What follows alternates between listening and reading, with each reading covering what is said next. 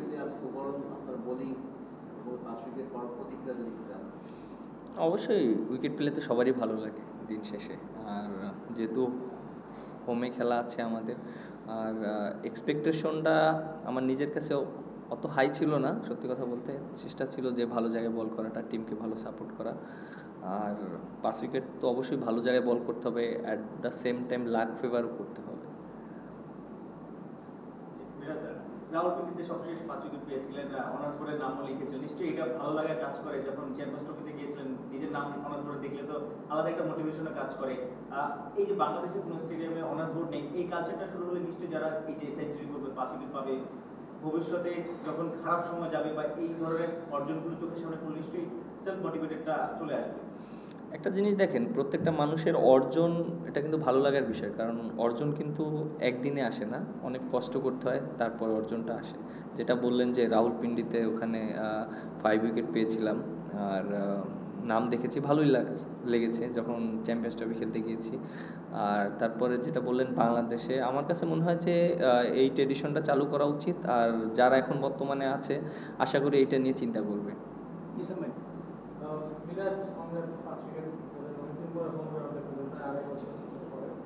ক্যারিয়ারের প্রথম 2 বছরে অনেকগুলো হোম মানে টেস্টে 5 উইকেট হচ্ছিল, আপনার 10 উইকেট হচ্ছিল দুইটা। যেটা বললাম যে লাস্ট উইক কোনো কিছু হচ্ছে না, প্লাস কত বোলিং অ্যাভারেজটার দিকে আপনার নজর যেতে পারে। ব্যাটিংটা বেটার হচ্ছে, বোলিংটা কি সেরকম হচ্ছে, মানে দুইটা নিয়ে কাজ করাও কি ডিফিকাল্ট? দেখেন, যেহেতু আমার কাছে দুইটাই অপশন আছে, সেজন্য দুইটা দিকেই কাজ করাটা খুব ইম্পর্টেন্ট। আর যেহেতু লাস্ট আপনি দেখেন 2-3 বছর ধরে ব্যাটিংটা একটু ভালো ফোকাস দিয়েছি, যেহেতু আমি লাস্ট 3 বছরে খুব ভালো ব্যাটিং হচ্ছে, কিছু কিছু জায়গায় ইমপ্রুভ করেছি, আরও কিছু কিছু জায়গায় ইমপ্রুভ করতে হবে। সো দুইটা ব্যালেন্স করে চলতে হবে। অনেক সময় 100% হবে না, বাট আমার কাছে মনে হয় দুইটা যদি একই সাথে আগাতে পারি তাহলে আমার জন্য ভালো হবে, টিমের জন্য অনেক ভালো হবে। একটা জিনিস, আপনার তো 9 বছর হয়ে গেছে, এই বছর 16তে ডেবিউট ছিল। 16 শেষের দিকে, 9 বছর না 8 বছর। মনে হয় কি যে অপোজিশন ব্যাটিং ব্যাটাররাও আপনাকে নিয়ে চিন্তা করেন, নিশ্চয়ই ফুটেজ দেখে, ওই জায়গাটাও নিজেকে আরো রিফাইন করা, আরো বেটার করার একটা তাগিদ থাকে। আপনি দেখেন, শুরুতে যাদের ডেবু হয় ইন্টারন্যাশনাল ক্রিকেটে, তাদের সম্পর্কে কিন্তু ওইরকম কোনো আইডিয়া থাকে না। তারপরে যখন অনেকগুলো ম্যাচ খেলে ফেলে, 1-2 বছর খেলে, তারপরে তার সম্পর্কে জানা শুরু হয়। তারপর যখন লং টাইম খেলে, তার সম্পর্কে আরও বেশি ভালো মতন জানা হয়। সো হ্যাঁ, এটাও অবশ্যই অনেক ইম্পর্টেন্ট যে যেহেতু খেলাটা সবাই দেখে, ভিডিও ফুটেজ আছে যে কার কোন জায়গায় উইক আছে, কার কোন জায়গায় ডেভেলপ করতে হবে, সেই জিনিসগুলো আমরা সব সময় জানি। আর ইন্টারন্যাশনাল ক্রিকেটের সাথে প্রতিনিয়ত আপনার ইমপ্রুভ করতেই হবে, কারণ আপনি যদি ইমপ্রুভ না করেন এখানে আপনি সার্ভাইভ করা অনেক ডিফিকাল্ট, কারণ এখানে সব ওয়ার্ল্ড ক্লাস প্লেয়াররা খেলে। আপনি দেখতেই পাচ্ছেন জিম্বাবুয়ে বল করছে, বাট ওরা কিন্তু ভালো জায়গায় বল করছে, ওরা কিন্তু অত ইজিলি আমাদেরকে স্কোরিং বল দিচ্ছে না, বা আমরা উইকেট নিচ্ছি অত ইজিলি নিচ্ছি না। সো ইন্টারন্যাশনাল ক্রিকেট অনেক টাফ, তারপরও প্রত্যেকটা প্লেয়ার লং টাইম খেলতে গেলে তার ইমপ্রুভমেন্টটা প্রতিনিয়ত করতে হবে। তার সঙ্গে একটা বিষয় হচ্ছে যে আপনি একটা ভীষণ নিয়ে হচ্ছে সেখানে সাকিব আল হাসান যেমন ব্যাটিংয়ে বেশি ফোকাস করতেন, তার বোলিংটা দিয়েছিলেন, আপনি সেরকম নিজের বোলিংটাকে নিয়ে হ্যাপি থাকার কারণে কি আসলে ব্যাটিংকে বেশি ফোকাস করছেন কিনা? এক, দ্বিতীয়ত বাংলাদেশ আজকে তার জন্য অবস্থানটা কেমন ছিল, দিকটা কেমন গেছে, টোটাল দেশে যাওয়ার ইভেন্ট কিনা? দেখেন যে বোলিং আমার যখন কেরিয়ার স্টার্ট হয়েছিল, আমি কিন্তু বলার হিসেবেই খেলেছিলাম, এবং ব্যাটিংটা ওইরকম আমি করতে পারিনি। আপনি যদি দেখেন প্রায় 6-7 বছর আমি প্রায় 8 নম্বরে ব্যাটিং করেছি, হয়তো ওইরকম বড় কোনো স্কোর করতে পারিনি, মাঝে মাঝে করেছি, পার্টনারশিপ দিয়েছি, বাট ওইখানে অপরচুনিটিও কম থাকে ভালো খেলার। বাট যখন নিজে রান করা শুরু করেছি, কন্ট্রিবিউট করার চেষ্টা করছি, তখন টিম ম্যানেজমেন্ট থেকে শুরু করে সবাই আমার প্রতি একটা কনফিডেন্ট পেয়েছে, এবং আমি নিজেকেও ওই কনফিডেন্টটা দিয়েছি যে না, আমি বিশ্বাস করা শুরু করেছি যে না, ইন্টারন্যাশনাল ক্রিকেট আমি রান করতে পারি এবং ম্যাচ জিতাতে পারি। সো এই কনফিডেন্টটা খুবই ইম্পর্ট্যান্ট একটা প্লেয়ারের। আর যেহেতু আমার অপশন আছে, এটা নিয়ে অবশ্যই কাজ করা উচিত, আরও অনেক ইমপ্রুভ করা উচিত। আর একটা কী কোশ্চেন করলেন? আজকের দিনটা বাংলাদেশকে কোথায় ছিল বাংলাদেশ সারাদিনে? একটা জিনিস দেখেন যে আমরা বোলাররা খুবই ভালো বোলিং করেছি, বাট কালকের দিনটা আমরা বোলাররা ওইরকম ভালো করতে পারিনি। হয়তো আমাদের আরও বেটার করা উচিত ছিল, বাট সেইটা আমরা ফাইন্ড আউট করার চেষ্টা করেছি। এবং আমার কাছে মনে হয় যে পেস বলাররা যারা বল করেছে খুবই ভালো বোলিং করেছে। হাসান, তারপর নাহিদ রানা এবং খালেদ, তিনজন খুবই ভালো বোলিং করেছে। আর আমাদের স্পিনারদের রোলটা ছিল আমরা যেন সাপোর্ট করতে পারি। কারণ দেখেন, একটা টিমে যদি বোলাররা অনেক ভালো থাকে, বিশেষ করে পেস বলার, যেহেতু টেস্ট ক্রিকেটটা ফার্স্ট ইনিংসে পেস বলারদের অনেক ইম্পর্টেন্স রোলস থাকে, সো তারা সেই জিনিসটা মেনটেন করে গিয়েছে। এবং আমার কাছে মনে হয় তারা যেভাবে বল করেছে এটা আমাদের টিমের জন্য অনেক হেল্প হয়েছে ওদেরকে অল আউট করতে। টিপিক্যাল বাংলাদেশি উইকেট তো এটা না, স্পিনারদের জন্য যে অনেক বেশি হেল্প আছে তা না। এবং আপনি ফার্স্ট স্পেলটারও খুব বেশি পারছেন পান না। আপনি সেকেন্ড স্পেলে আসার পর আপনার প্ল্যানটা কী ছিল, কীভাবে বোলিং করে উইকেটগুলো দিলেন, বা আপনার পরিকল্পনা কী ছিল, ক্যাপ্টেনের সঙ্গে আলোচনা? দেখেন, যেহেতু আমরা খেলার ভিতরে থাকি, আমাদের আমরা অনেক সময় বুঝতে পারি যে আমাদের এই উইকেটে কিভাবে বল করতে হয়। কোচদের একটা মেসেজ ছিল যে এই উইকেটে পেসটা অনেক ইম্পর্টেন্ট, কীভাবে পেসটা কন্টিনিউ করা যেতে পারে। তারা আমাদেরকে খুব ভালো গাইড করেছে। এবং আমরা তো এখানে আমাদের ভিডিও ফুটেজটা আছে। আমি হয়তো ফার্স্ট স্পেলে যখন বোলিং করেছি আমি জিজ্ঞেস করেছিলাম যে আমার স্পিডটা কেমন, এখানে এই স্পিডে বল করলে কেমন হবে, ব্যাটসম্যানের জন্য ডিফিকাল্ট। উইকেটটা তো আসলে আপনি গেলেই উইকেট পাবেন না, বাট ব্যাটসম্যান যেন কষ্ট করে খেলে বা রান না বের করতে পারে, তখনই একটা সিচুয়েশন আউট হবে। সো ওই মিস্টেকটা যেন করাতে পারি, সেইভাবে মেন্টালিটি ছিল, সেজন্য হয়তো উইকেটগুলো পেয়েছি।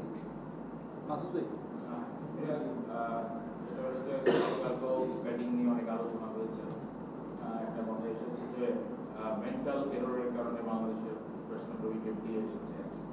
তো ওই জায়গাটা যেমন আপনার আউটটা যদি বলা হয় যে আপনি জানেন যে অপোজিশন হয়তো আপনাকে শর্ট বলে অ্যাটাক করবে, ওয়েস্ট ইন্ডিজেও আপনি লাস্ট টেস্টে ওরকম ডেলিভারিতে আউট হয়েছেন, রানও করছি কিন্তু অনেক, হ্যাঁ শর্ট বলে কিন্তু রানও করছি। ওই জায়গাটায় মানে কাল কি মেন্টাল এররটা হয় আপনি ব্যাটসম্যানের পয়েন্ট থেকে যদি বলেন মেন্টাল এররটা আসলে কি?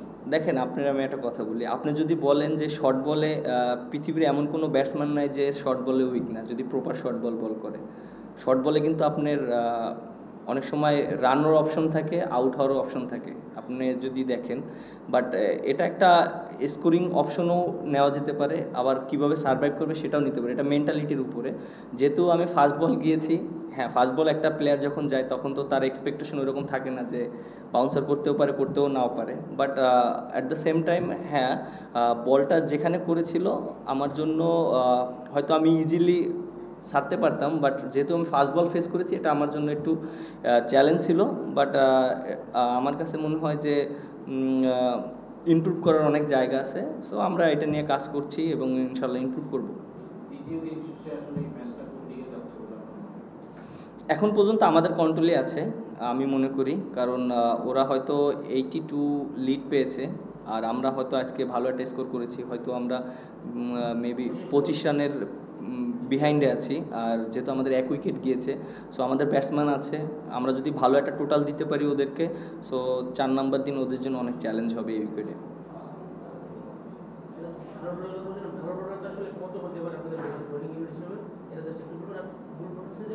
আজকে টেনেন্ডাররা যেটা হচ্ছে এঙ্গারাবা বা মুজারাবানি অনেকগুলো রান করেছে, এটা আসলে বাংলাদেশের প্রায় নিয়মিত একটা সমস্যা হচ্ছে। 6-7 উইকেট আপনারা নিয়ে নিচ্ছেন, শেষ 3 উইকেটে 60 রান 70 রান হয়েছে, যেটা অনেক সময় বাংলাদেশকে পিছিয়ে দেয় বা মোরাল মেন্টালিও বা মোরালিও একটু ডিসঅ্যাডভান্টেজের কারণ। এই জায়গাটা আসলে কিন্তু সময় ধরে কী হয়, এগুলো মেন্টালি ব্যাপার তখন একটু স্থিমিত হয়ে পড়ে কিনা বা কী হয়? আচ্ছা, আপনি দেখেন ব্যাটসম্যানরা যেভাবে ব্যাটিং করেছে আর ওদের যে ব্যাটিং করেছে এটার ভিতরে পার্থক্য আছে না, আপনি দেখছেন? ওরা কিন্তু ভয় ডরহীনভাবে খেলেছে। একটা বলার যখন নামে তার কিন্তু কোনো এক্সপেকটেশন থাকে না। আপনি দেখেন যে মুজারাবানি যেভাবে ব্যাটিং করছে, নাহিদ রানার বল যেভাবে খেলেছে, 2-3টা কাঞ্চি লাগলে তো 4 হয়েছে। তারপরে ইনগ্রাবা যেভাবে রান করেছে, সো আমার কাছে মনে হয় ওরা চান্স নিছে, সেটা ওদের কাজে লেগেছে, এর জন্য রানগুলো হয়েছে। আর আরটা কি বললেন? আচ্ছা, আপনি দেখেন যে এই উইকেটে আপনি কত টোটাল করবেন, এটা যে ইম্পর্টেন্ট হলো আমাদের যত রান আমরা করতে পারি। এখন আমরা আগে থেকে ডিসাইড করতে পারি না যে আমরা এত রান ডিপেন্ড করবো, এত রান ডিপেন্ড করব। এটা এখনও আরও আমাদের 3 দিন খেলা আছে, আমাদের ব্যাটসম্যান আছে, সো আশা করব যত রান আমরা দিতে পারি বোলারদের জন্য। যেহেতু আমরা ফার্স্ট ইনিংসে আমরা ব্যাটিং করেছি, আমরা হয়তো বড় স্কোর করতে পারিনি, বাট এই ইনিংসে যেন আমরা টোটালটা এমন একটা জায়গায় দাঁড় করাতে পারি যে বোলারদের জন্য একটা ভালো একটা এনাফ স্কোর থাকে, যেটা সবাই রিল্যাক্সে ভালো মতন বল করতে পারে।